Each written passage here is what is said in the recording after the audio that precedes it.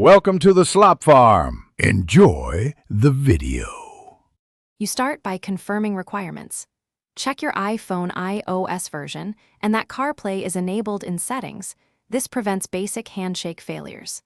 Next, plug an OEM USB-C cable into the Civic's primary USB port. Cheap cables often cause intermittent connections. Once done, disable Bluetooth on other nearby devices so the head unit negotiates CarPlay reliably. You do this now because resolving physical and software prerequisites eliminates most connection problems before deeper troubleshooting. You now diagnose the link, force quit active iPhone apps, and restart the phone to clear temporary faults that block CarPlay. Then, reset the Civic infotainment network and Bluetooth pairings in system settings because lingering profiles can prevent new handshakes. Make sure to inspect the USB port for dust or bent pins and swap in a different OEM cable or try the other port to isolate hardware faults. After each change, reconnect to watch for the CarPlay icon to appear.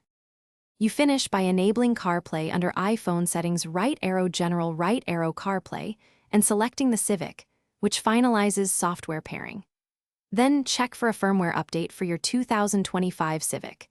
The dealer or Honda Link app can push fixes that resolve stubborn bugs.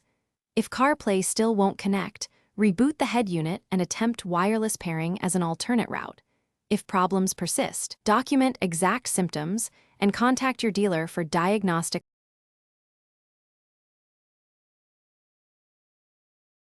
Thanks for watching. Consider subscribing if we helped you today.